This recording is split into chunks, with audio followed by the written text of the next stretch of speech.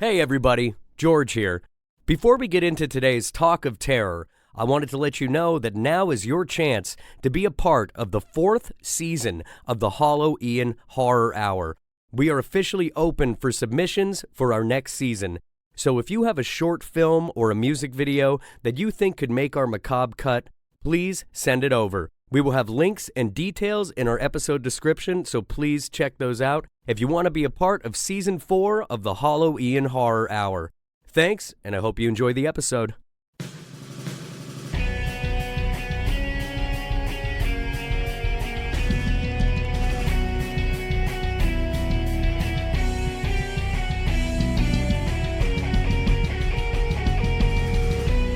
What is up, all you ghosts and ghouls? George Brandenburg here. You're tuned into the Halloween Horror Pod. Today, I've got a very special guest with me. Before I get to that, I do want to say up front, my voice might sound a little off. You may have heard at the start of 2026, half the country got the flu. We were one of them, and I'm still on the mend. But if you can fight past that, I think we'll have a pretty good time today. I'm joined by a writer, producer, and actor and content creator, Chris LaVigna. Thanks so much for joining us today. Hey, thanks for having me, George. Happy to be on the Halloween Horror Pod.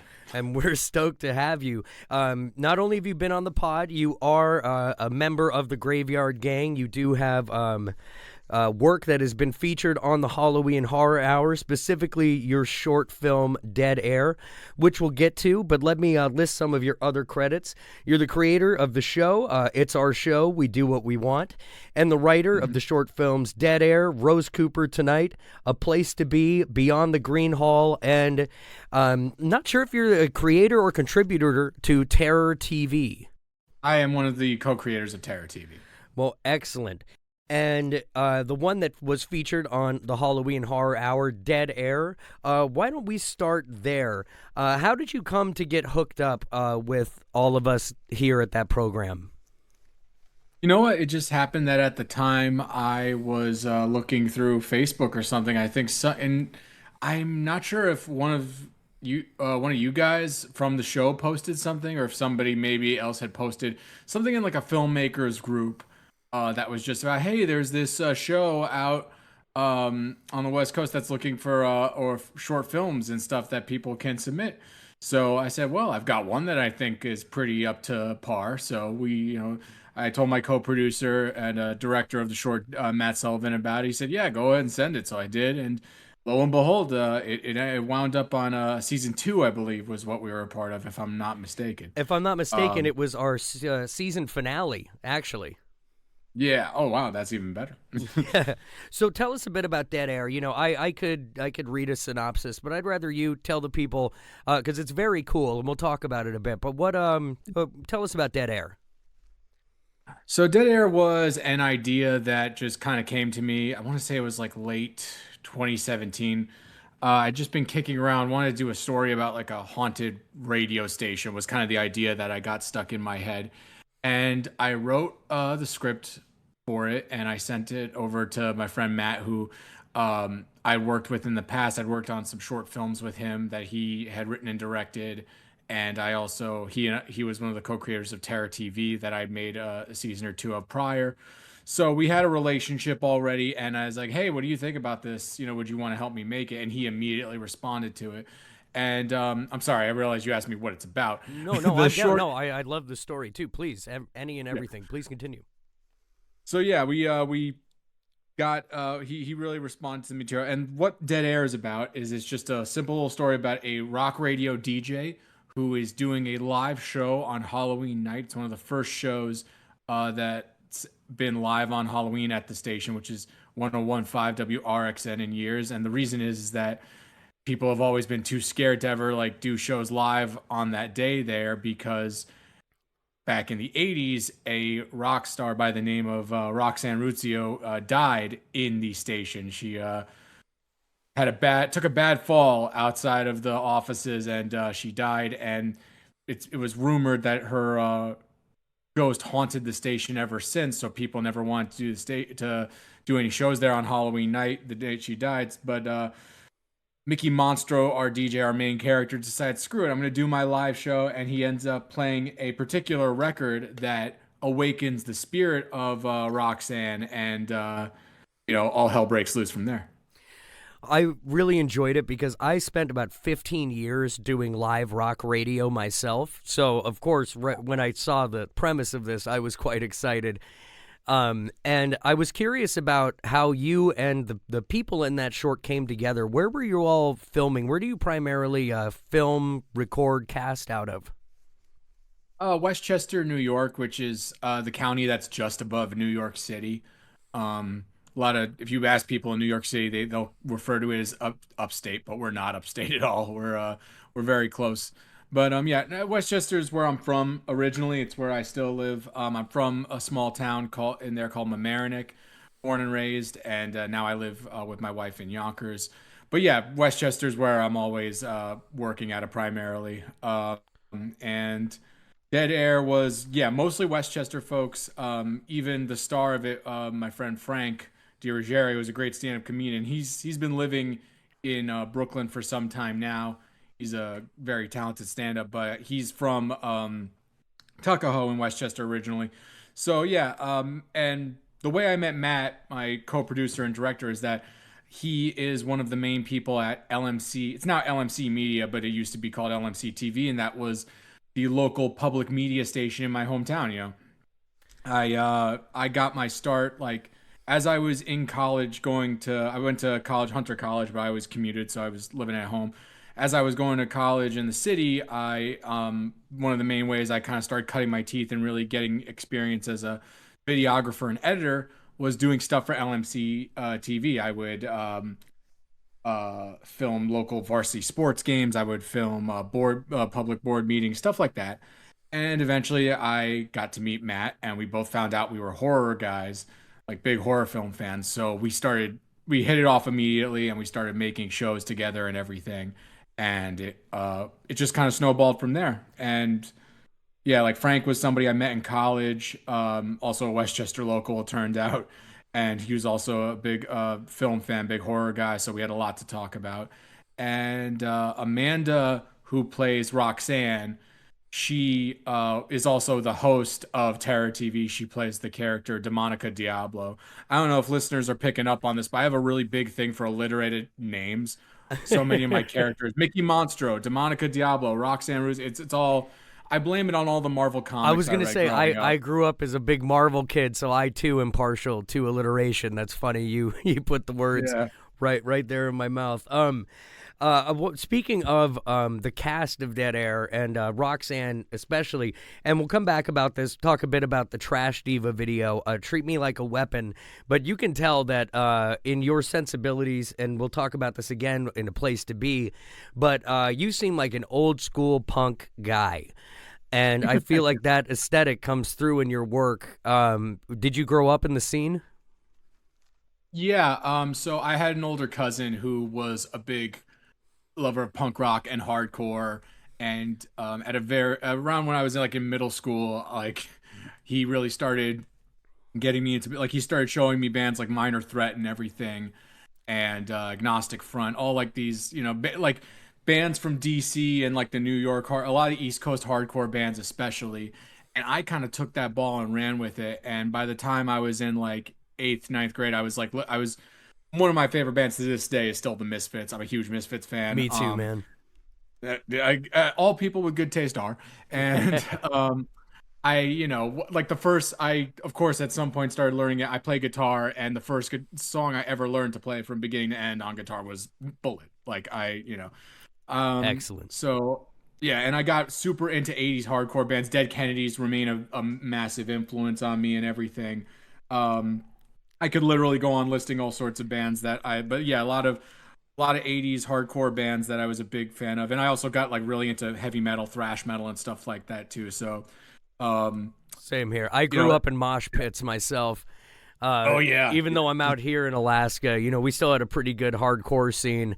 I've been lucky enough to travel the country to, see it as, I get older, but growing up, pretty much I existed in sweaty basements with dudes in black t-shirts, elbow to elbow, trying to kill each other. So I totally understand. That's awesome. Man, what was Alaska's hardcore scene like? That's gotta be, I mean, Cold. because yeah, I mean, well, that's why because that's what I'm thinking. I'm just thinking about the colds. I'm thinking, I mean, of course, everybody knows about the whole like, certain time of the year where you're just like it's all nighttime. Like, man, that's got to really I make a should very interesting twist on the hardcore scene I over there. I should tell you today, I wasn't going to talk about myself too much, but I will let you know as we're recording right now, it is negative 32 degrees outside. Uh, Jesus. yeah, this is the dead of winter. We're having a particularly cold one, but for the hardcore scene itself, it's different now. I imagine. I obviously don't go hang out at underage, punk clubs like I used to when I was a kid, but Which is for the best. yeah, well, agreed. But I was really fortunate at the time when I was coming up. We were just in this like heavy metal boom where there were like multiple underage clubs downtown that all had these great local acts that served like pizza and had arcades and then would have lofts, that would just turn into giant mosh pits. And I went from like a pretty sheltered, like 12-year-old to like a 13-year-old taking elbows to the face and banging my head so hard my neck was sore. So it was a pretty startling shift for me at that time. But in Alaska itself, it was pretty fun, and we got all kinds of big acts coming around. We had Megadeth came by, Killswitch Engage at Nice. the height of their power, and we were getting really good acts, and we just don't anymore as far as I can tell. But honestly, I have no idea what the kids want to listen to anymore, so maybe it's not missed. But I know back then it severely was appreciated. Dude, that's so awesome. That's great. I mean, obviously like on your description right now of just being like going from sheltered kid to like going straight into the mosh pit. I could not give you a better description of what that was like for me too. It was the exact same thing. I was this very quiet little kid, and then all of a sudden it was just like, no, I'm gonna be in a band. I'm gonna go to shows all the time. Oh my god, Yeah, yeah. it was everything, dude. It's everything, exactly. You understand. And so I did want to ask you. So, are you also a musician? Should I add that to your credits? Yes, yes. You can add a musician to my list of things. Is it my strongest thing? Am I a virtuoso on my chosen instrument? No, but I could get the job done. What is your chosen instrument? I am a guitarist, and also I've been getting a little bit more into bass playing recently because I've always been more of a rhythm guitar player to begin with. Right. But yeah, I love guitar, and I'm one of the things I'm trying to do slowly but surely now is incorporate like my own mute. Like basically, I want to start scoring my projects a bit more. I'm trying to get on that John Carpenter vibe. I actually, speaking of live shows, went to see him live towards the end of last year in October, and it was awesome. It was so great.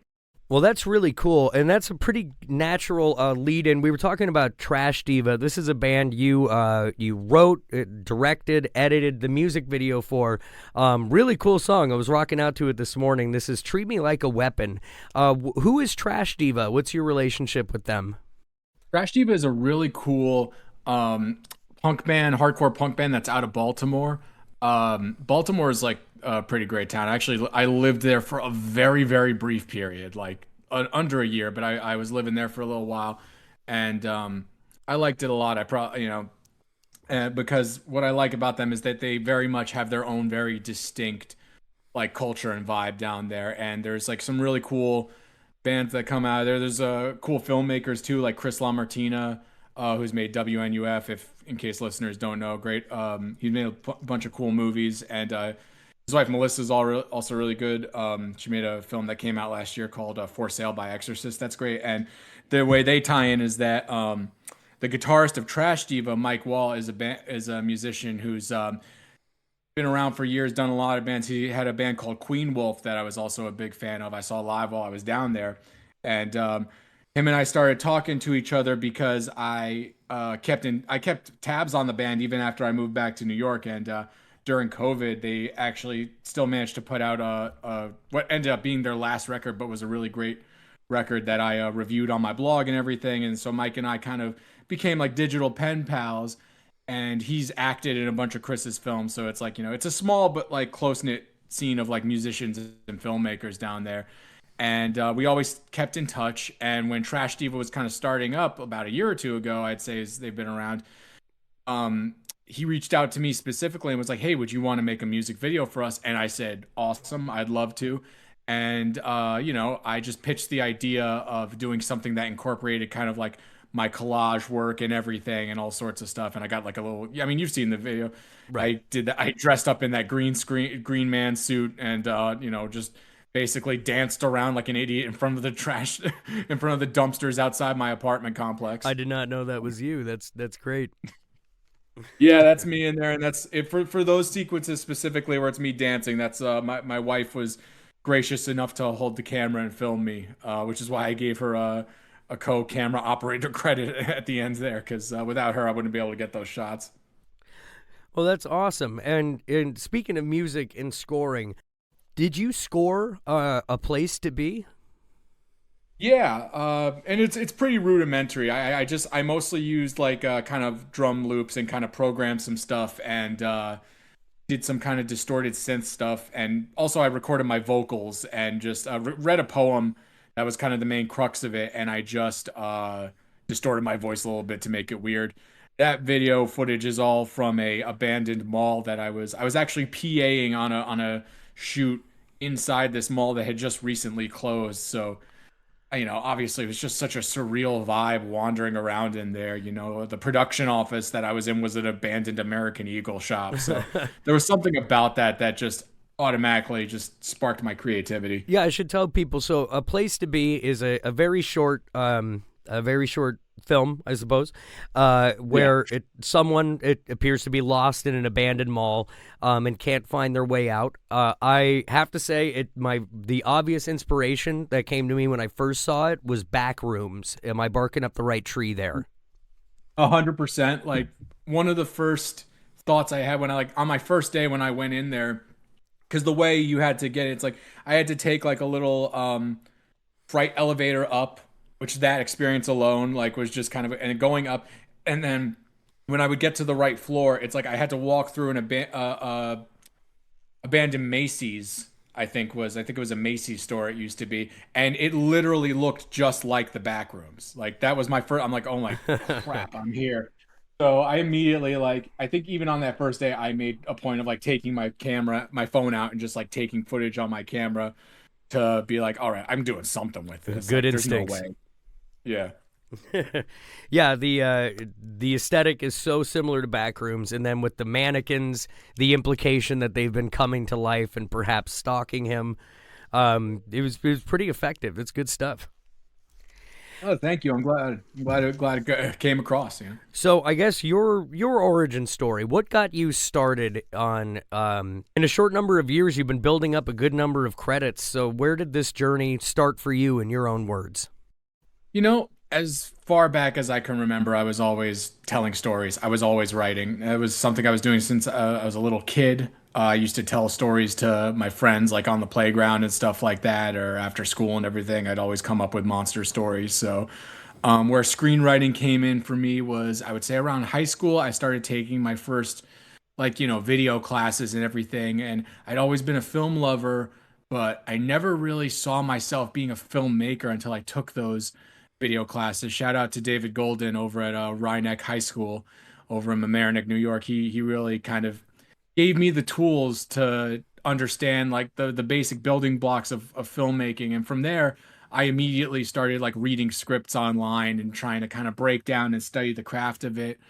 And I started writing little short scripts in college. I remember I took a screenwriting in screenwriting 201, which was the feature length class. To this day, I love to tout the fact that I was the only member of the class who actually finished the first draft of his script by the end of the semester. Everybody else settled for just doing the like I think they wrote the first act and then wrote an outline. But I was like, no, I'm doing this. And I've always loved horror and science fiction in particular. Like those genres have always spoken to me. Also like noir too. But I'm a big horror fan through and through, and I've always been writing horror scripts. I would say where things really took off for me in terms of making stuff was around my final semester college, I'd been already working with LMC for a few years, and I met Matt Sullivan. I started making I made little commercials for the little they used to have a local news show called The Local Live, and I made like a zombie themed commercial for them that they really liked, and uh, and that was how Matt and I became friends. Because when I came into his office to pitch the idea for the ad, I saw that he had a Night of the Creeps poster up on his wall. I'm like, okay, this is. At first, I didn't know if the pitch was going to go through. Then I looked at that. I'm like, okay, he's going to love this. But so I'd been making we'd already done a season of Terror TV together at that point, and then around my final year of college, I came up with an idea for a short film called Rose Cooper Tonight, which is it's Yes, I'd love this to hear very more weird. about that one. Yeah, it's a very bizarre little short um, where it takes place on the set of a talk show and a local TV talk show, and this the titular character Rose is interviewing this author who's a true crime author who's just written a book about a serial killer who basically over the course of the interview it becomes very obvious that the author himself is the killer and that he's just been writing a book about his killings, and he kind of reveals himself and everything kind of goes haywire, and I think it's still up on YouTube. I think you can find that one. It was my first film, and I think it definitely showed how I have like a very dark sense of humor. One thing I've kind of learned about myself is that as much as I love horror and as much as I love to tell stories that are very dark and twisted, there's always an element of humor undergirding everything. I tend to always want to have like at least a few laughs going on, even as things get intense. I So, sincerely appreciate that as a viewer myself. well, And I'm glad. I hope it kind of the audience it resonates with them. I have to say, as far as your sensibilities, man, we've got punk and metal, late night talk shows. I mean, the list keeps going. Oh, and radio, rock radio. These are Yeah. Mhm. it's all my vibe, man. Great minds, man. Great minds. So let's take a second to talk about Terror TV. Did that come before this? It's Our Show. Yes, Terror TV. I believe our first season was 2014, so it was a little bit before Rose Cooper, and I wrote the scripts for that too. I guess that was really kind of my one of my first like kind of big produced screen writing things. Technically, Well, is oh, sorry. Terror TV, and it's yeah, that was an homage to creature feature shows, which at the time, I mean, MeTV had just started up a few years before that, so Sven Gulli had gone national. So I'd seen some Sven Gulli, and I like it was I love and I'm still a big Sven Gulli viewer nowadays. I watch almost if my wife and I are home on a Saturday and we have no plan, like nothing's happening, like as soon as it hits 8 p.m., I'm putting Sven on. But I also like I loved, Elvira, movie Macabre and Monster Vision. Like, I love Joe Bob, and I would always kick myself like, ah, man, I'm so annoyed that I wasn't around for like when Monster Vision was really like on TV and everything. So like, I kind of did Terror TV. I pitched that as like, let's do our own little tribute to all these to the creature feature shows of yore, and we got it together. Matt Sullivan was like, "Hey, my friend Amanda has been in some of these little shorts and trailers I've made. I think she'd like this part." She immediately took to it. She loved it, and it was a lot of fun. She loved, everybody liked the scripts because I made sure to fill them with, all sorts of Tales from the Crypt style puns and stuff like that. And as a lot of people who make these kind of shows with no money do, we mostly have done public domain films, but it's always fun to riff on Night of the Living Dead and things like that. And yeah, that's the first season was 2014. We then did a second season in 2017 when I moved back from New York to New York from Baltimore. And that season I love especially because that was where I introduced like, oh, let's do fake commercials too. Let's like have a commercial break, quote unquote, halfway through the movie, and we'll do like fake ads. And that was a little fun way to kind of include some sketch comedy, which now that I think about it, I guess was kind of the precursor to me getting my friends together and doing It's Our Show. Well, that's a perfect transition. Tell me about It's Our Show. Parentheses, we do what we want. Yeah, that's oh man. I every now and again I'll like pull up one of the episodes on YouTube. That was such a fun little time. So It's Our Show. The way that in particular started was again, this is around the same time I just we shot season 2 of Terror TV. And I had just moved back from Baltimore. The reason I was down in Baltimore actually is that I worked with my brother and some of his friends on a project. Basically, they were trying to get like an adult puppet show off the ground.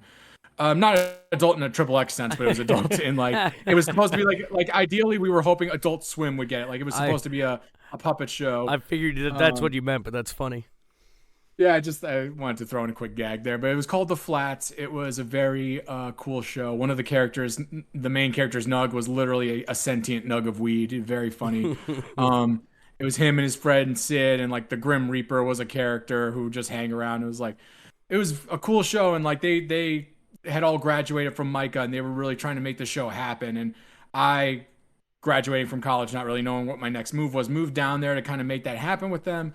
And there's a whole separate story as to why it didn't end up working out, but it didn't. And when I came back to New York, I was just throwing myself into stuff because I was like, I gotta figure out something. So we did season 2 of Terror TV, and around the same time, my friend Danilo Servian, who's a great musician, I played in bands with him before when we were younger. We've been friends for years. At that time, he was at WCC, Westchester Community College, he was getting his associates in like media and stuff like that. He was taking some film classes. I helped him film a sketch at LMC. It was called Acid News. It was for one of his classes, and the whole joke of the sketch was that he was a weatherman who, for some reason, had taken acid right before he had to go on.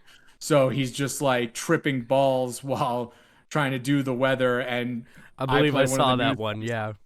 Yeah, I play. Yeah, I think we put it in the first episode, and I play one of the newscasters who's just like, "What are you doing right now?" And then right after that, we were talking about it, and Dina Schumacher, who is one of the people at LMC who's still like the studio managers and stuff. I remember as Dan and I were hanging out, she after the shoot, she said like, I'm surprised nobody here has ever tried to do like a Wayne's World type show, like a show where it's like two dudes just hanging out and stuff like that. And then Dan and I looked at each other. It's like, well, I guess that's got to be us.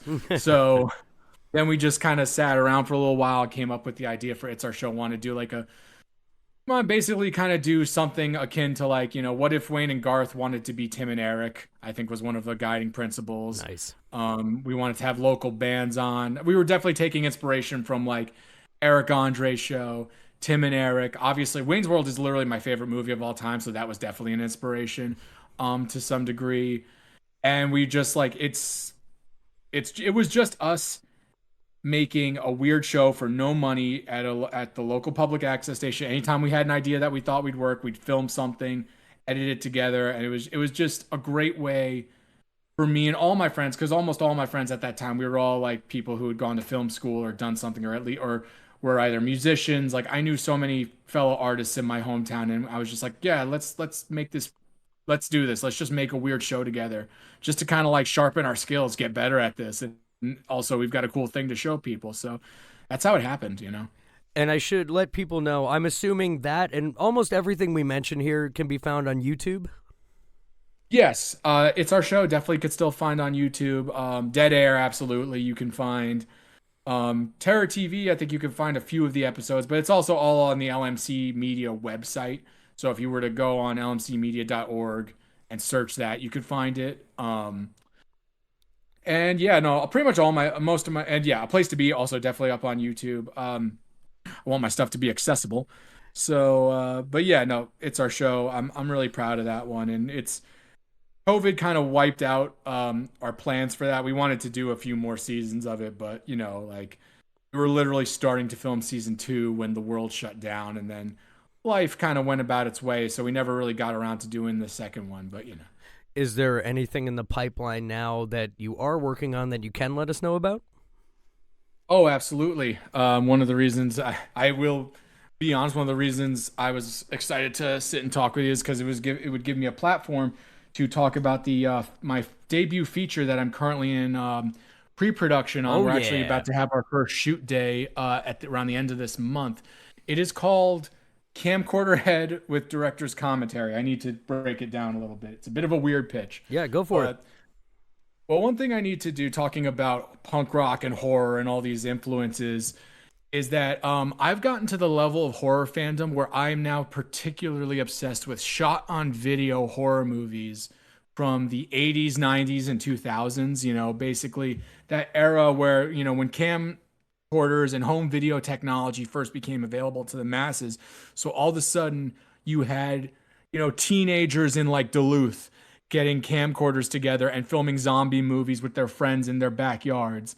And now we're at this point in like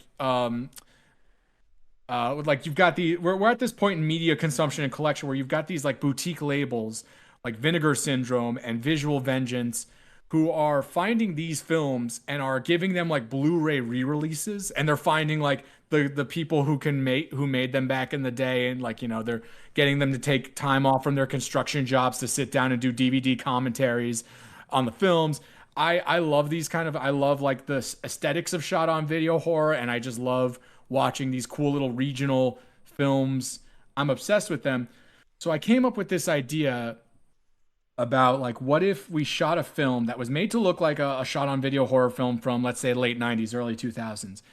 We do it run and gun, low budget, and then you have a commentary track going over it, because the idea is that this film has been rediscovered, it's become a cult classic, and it's getting a re-release from one of these Vinegar Syndrome or Bleeding Skull type labels. And as you're watching this crappy shot on video horror movie from decades ago, you are hearing the two filmmakers who made it talk over it and reminisce and talk for the first time in years. These guys haven't seen each other in years, and you don't know what's happened to them in the intervening times. And the real story that's it's basically like going to be an audio drama with a film accompanying it, and it's going to be about these two guys who are digging up their past together and trying to figure out what went wrong. And also maybe one of them is involved with a cult now and has some kind of ulterior motives for coming to the record. So it's a little meta and multi-layered, but right now we're in the process of shooting the film within the film, Camcorder Head. We are getting stuff together to film the first batch of scenes for it. And where are you going to be filming that? Is that over in New York? That is over in New York. It's gonna be all Westchester, baby. It's probably gonna be largely in Mamaroneck, because that's where my co-director Matt Sullivan is still based out of, and that's where we're getting a lot of our supplies and our locations from.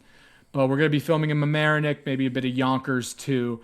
This is definitely gonna be like a Westchester horror film through and through, and we're working. Yeah, right now and we're doing, this is a real low, no budget run and gun type of thing. Pretty much everybody I've cast in it is like a friend of mine who is down to be in it. We're calling in every favor we have from friends over the years, and we're gonna really the goal is to try to basically get principal photography for the film done maybe by the spring, and once we have picture lock, we will do the DVD commentary part of it.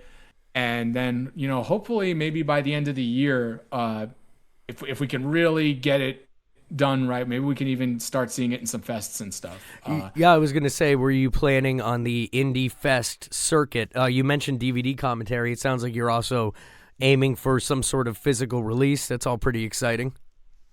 Yeah, I definitely want to do something physical with it. The interesting thing is that the DP on this film is a guy named that's a director of photography.